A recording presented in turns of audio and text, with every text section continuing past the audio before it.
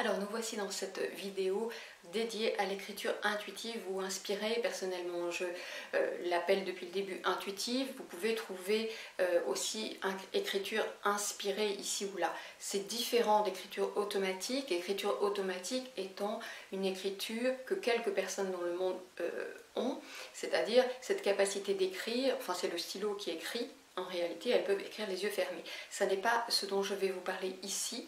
Ça n'est pas non plus d'un outil de prédiction ou d'un art divinatoire dont il s'agit. C'est en fait un outil, un chemin pour vous relier à votre moi supérieur ou à vos guides, et on va faire la distinction dans un instant, pour avoir des indications, des éclairages sur ce que vous vivez présentement, ou voilà, sur des décisions à prendre, sur des situations, sur votre chemin d'évolution. Donc c'est vraiment une connexion à la conscience, la sagesse universelle, entendez-le ainsi. Alors, ça fait plusieurs années qu'en ce qui me concerne, j'ai cette pratique de manière plus ou moins régulière. Il m'est arrivé à certains moments de la stopper et puis de la reprendre maintenant de manière quasi quotidienne, j'ai envie de dire.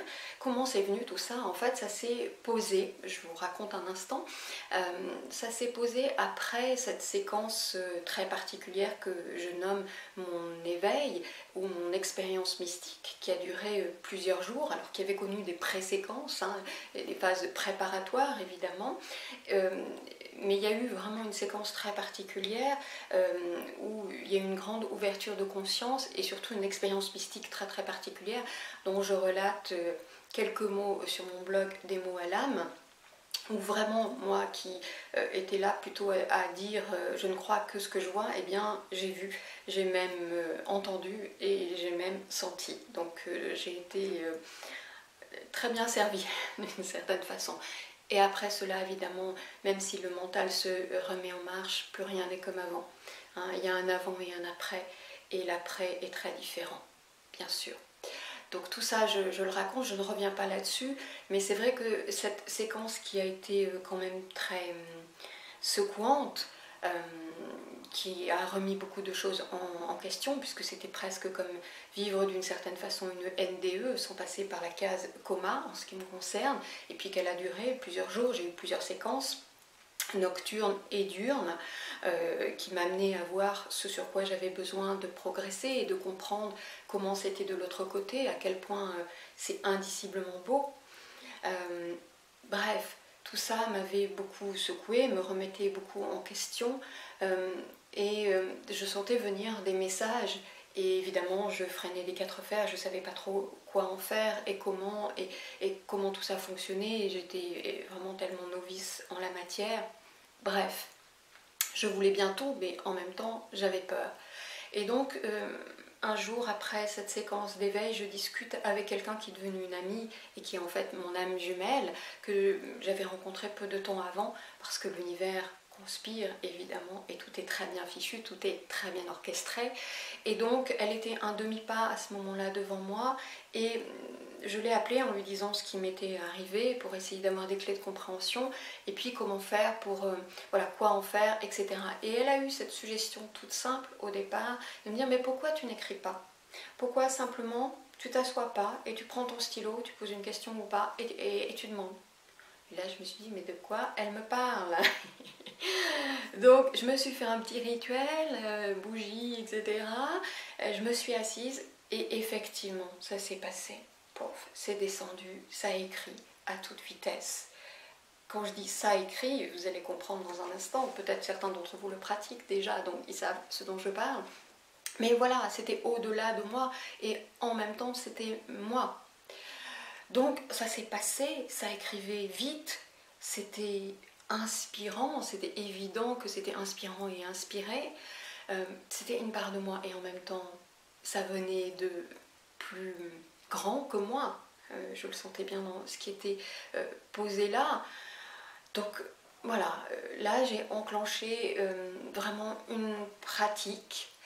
Alors évidemment je suis tombée dans les écueils de cela, c'est ce dont je vous parlais au début, et d'essayer d'en faire une prédiction, parce que quand on est contrôlante comme je pouvais l'être, évidemment on a besoin d'être rassuré, et donc j'ai pris ça comme un moyen de me rassurer, mais ça marche pas. Ça marche pas du tout, donc si vous allez dans cette direction, je préfère vous le dire d'ores et déjà, mais en même temps faites votre expérience, parce que au contraire, ça va vous amener à lâcher prise, et ça va être utilisé comme un moyen pour vous amener à lâcher prise. J'ai vécu des choses assez étonnantes par ce biais-là aussi, qui justement, quand j'avais besoin vraiment d'être sécurisée, m'amenait à voir à quel point tout ça était illusoire. Donc, qu'est-ce que c'est que cette histoire d'écriture intuitive? Je viens de vous le dire un petit peu. Donc, il s'agit de prendre un temps d'intériorisation avant cela. Tout ça, je vous l'explique dans le mode d'emploi qui est mis à votre disposition de manière détaillée, hein, pour que pas à pas vous puissiez le faire de manière sécurisée d'une certaine façon.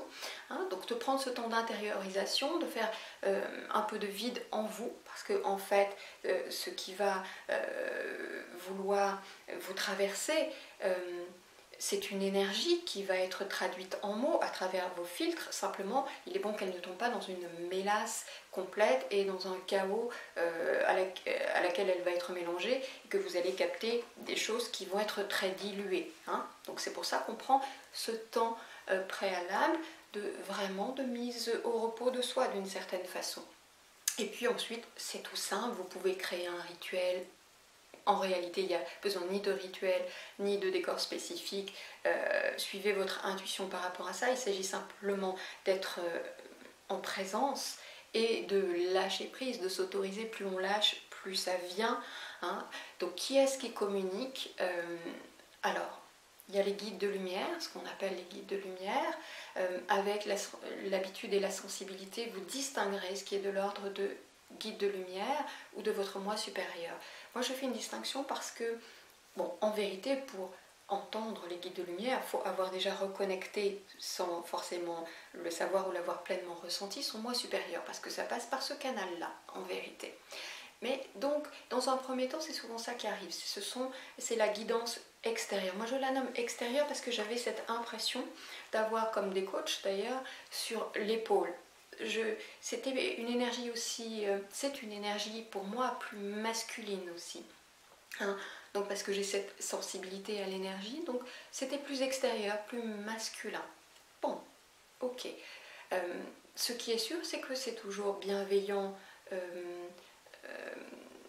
Il n'y a pas d'injonction, il n'y a pas de jugement, d'ordre, de menace ou autre dans les messages reçus. Ça peut être confrontant, ça peut être secouant, bien évidemment, notamment pour notre personnage qui ne veut pas entendre certains éléments.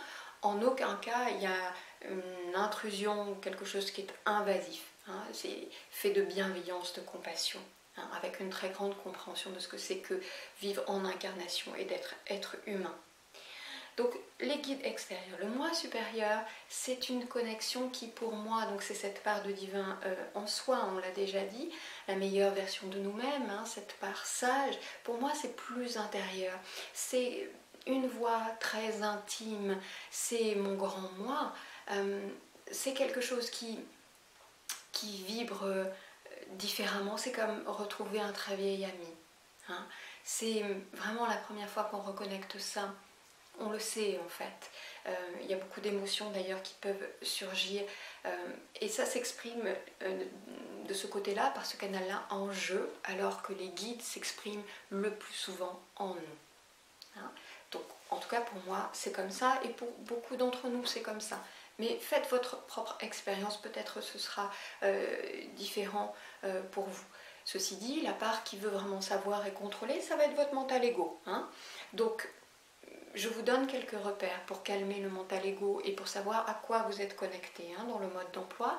Je donne aussi quelques indices confirmants pour savoir effectivement ce qui descend, le message que vous recevez, si c'est de l'ordre du mental, parce que c'est ce que vous allez vous dire dans un premier temps, vous allez dire mais c'est n'importe quoi, en fait c'est moi qui écris, c'est rien d'autre que ça. Vous allez avoir tendance à renier et à rabaisser cette affaire-là. Donc moi je dis toujours, laissez ça de côté quelques heures, quelques jours et reprenez-le et vous verrez que tout ou partie est en réalité pas du tout issu de votre mental. Et il y a des indices par rapport à ça, c'est que tout ou partie du message est totalement inattendu. Quand ça vient, vous le sentez au moment où ça vient ou plus tard, ce truc-là, vous y attendiez pas. C'est la nature de cette phrase, ce qui est délivré là, c'est inattendu, c'est surprenant. Ça peut pas être votre mental qui a pondu un truc pareil. Ensuite, vous écrivez très vite. Hein. C'est beaucoup plus vite que la pensée mentale. Beaucoup, beaucoup plus vite. C'est comme des blocs de mots ou des images aussi, ou des sensations qui arrivent. Hein. Donc ça, c'est vraiment dans le ressenti, c'est très différent. L'écriture peut être changée aussi. C'est la vôtre, mais altérée, enfin modifiée. Hein, vous voyez, elle est différente.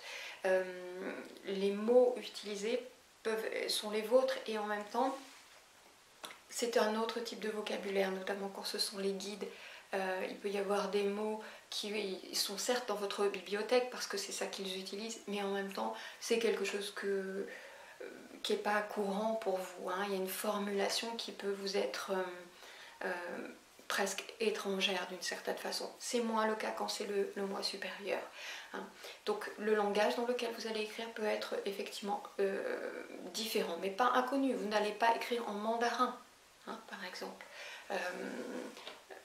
Néanmoins, si vous connaissez une langue étrangère, moi ça m'est arrivé, c'était tout à fait étonnant, que je ne pratiquais pas pourtant depuis un moment, eh bien ma guidance s'en est saisie pour m'exprimer de manière extrêmement alignée auprès de quelqu'un qui était un Américain et qui ne parlait donc pas le français. Et quand j'ai relu ce que j'avais écrit et que c'est sorti comme ça tout seul, sans que j'aie besoin de chercher, je me suis dit, waouh, mais c'était moi et pas moi en vérité. Hein, donc ça va chercher dans la bibliothèque, dans notre bibliothèque. Mais je ne connais pas le mandarin, donc je ne risquais pas d'écrire en mandarin. Je vous l'ai dit, les messages peuvent être confrontants, bousculants. Hein, la lumière, elle n'est pas mièvre, elle est enveloppante et elle peut être tranchante. Et en même temps, je vous le redis, il n'y a pas d'injonction, il n'y a pas de menace, il n'y a pas de dénigrement. Hein. Je vous donne quelques repères, hein, de toute façon dans le mode d'emploi pour vraiment que vous soyez sécurisé dans ce parcours. Ensuite, quand on a terminé, on ne sait pas toujours ce qu'on a écrit parce que comme ça a été très vite d'abord, et puis en fait ça passe bien par notre cerveau, notre ordinateur central, mais ça le squeeze aussi d'une certaine façon. Il y a même des moments où on a l'impression d'être deux, c'est-à-dire il y a cette part en nous par laquelle ça passe, le cerveau droit vraisemblablement, et voilà, ça passe de manière fluide, ça écrit, et il y a le cerveau gauche analytique qui regarde ça et qui dit « Ah oui, quand même », qui peut faire quelques commentaires sans pour autant freiner. Donc on peut avoir la sensation pendant la séance d'écriture d'être deux dans le cerveau, et effectivement nous sommes deux. Comme une dissociation au sens positif. À la fin de la séance, si vous êtes sensible, vous pouvez sentir une énergie se retirer aussi. Hein, ça peut être un signe. Voilà, donc faites votre expérience, appropriez-vous tout ce que je vais vous donner dans le mode d'emploi. Voilà, et c'est avec la pratique, hein, je le redis, que vous allez affiner. Plus vous allez pratiquer, plus ça va être précis, plus ça va être fluide, plus vous allez prendre confiance. Et c'est vraiment un outil intéressant parce que des fois ça apporte des éclairages avec le recul de manière beaucoup plus vaste sur quelque chose dans lequel on est vraiment extrêmement embrouillé, on a la tête dans le guidon. Et là, d'un seul coup, ça prend de la hauteur. Et on n'aurait pas pensé à ça, c'est là qu'on sent que c'est vraiment la sagesse universelle qui s'exprime. Et puis aussi pour prendre des directions, hein, ça peut être très utile. Au moment où j'enregistre cette vidéo où je vous parle, il m'a été annoncé par ma guidance que j'entrais dans une période de transition. Et donc j'ai vu concrètement les choses. Donc il y a eu cette annonce et puis j'ai vu dans le concret les choses me confirmer cela. Petit à petit, par des vides créés, par des changements ici ou là, tout ça pour me préparer, parce que évidemment tout changement, je vous l'ai déjà dit, peut entraîner des crispations, et tout ça m'a été dit en amont pour que je me prépare, et des indices me sont donnés petit à petit, des informations me sont données petit à petit pour que j'aille dans la direction qui aujourd'hui s'ouvre à moi, hein, qui ne remet pas tout en question, mais qui est une nouvelle porte, deux nouvelles portes qui s'ouvrent. Et donc c'est intéressant aussi dans ce sens, parce que c'est pas forcément quelque chose vers lequel j'aurais été avec mon mental. Oui, c'est en moi et ça me paraît une évidence. Aujourd'hui, au moment où ces indices me sont donnés, je vois les morceaux de puzzle s'assembler, ça demande aussi à être ouvert et patient. Hein. Et en même temps, si j'avais vraiment mis à contribution que mon personnage et que mon mental, j'y aurais pas pensé, ou même si j'y aurais pensé, j'aurais dit non mais c'est n'importe quoi. D'abord peut-être c'est déjà fait, et qu'est-ce que tu viens faire là, etc., etc. Tous les saboteurs et les freins internes se seraient mis en marche. Ça ne veut pas dire qu'ils se mettent pas en marche un petit peu, mais comme du coup, voilà, je reste très attentive à mon essence, à cette connexion à mon moi supérieur, et que maintenant je suis dans une forme de lâcher prise, de dire ok, allons-y, même si c'est pas toujours simple, facile, et qu'il peut y avoir des points de crispation à des moments, toujours quand on va dans le changement, eh bien je me dis c'est pour ce qui est juste pour moi, hein, c'est des rajustements, c'est des réalignements, et ça c'est tout au long de la vie. Ne croyez pas qu'une bonne fois pour toutes vous allez avoir le plan, etc. J'ai le plan depuis plusieurs années, et j'ai effectivement les contours de ce que je suis venue manifester ici. Et quand je l'ai reçu, et je n'avais pas le niveau de conscience que j'ai aujourd'hui, parce que j'ai continué à évoluer et à travailler, je me suis dit, mais de quoi ça s'agit? C'est quoi le code APE de cette affaire-là, hein? Et ça affichait plus la trouille qu'autre chose. Donc ça m'avait été donné, les contours m'avaient été donnés, mais je me demandais bien comment j'allais traduire ça dans la forme. Et j'étais tellement loin de ça que je me disais, waouh, non mais c'est n'importe quoi. Aujourd'hui, plusieurs années après, parce que le temps est important, je sais que chaque pas que je fais va dans cette direction, et que toutes les étapes que j'ai passées, toutes les actions que j'ai posées, eh bien, elles ont un apport par rapport à ça. Et donc, on gagne en confiance. Hein, vous voyez, je pense qu'il y a assez peu de gens qui, une bonne fois pour toutes, clac, manifestent leur mission et c'est réglé, etc. La vie, elle est mouvement, elle ne se sclérose pas, elle ne fiche pas, elle est en permanence ouverture, en permanence métamorphose, vivance, quoi, hein, tout simplement. Donc, acceptez aussi cette règle de base, c'est important, et en cela, cet outil d'écriture inspirée peut largement vous aider. Voilà. Belle expérience à vous, appropriez-vous cela, faites, refaites, pratiquez, amusez-vous d'une certaine façon.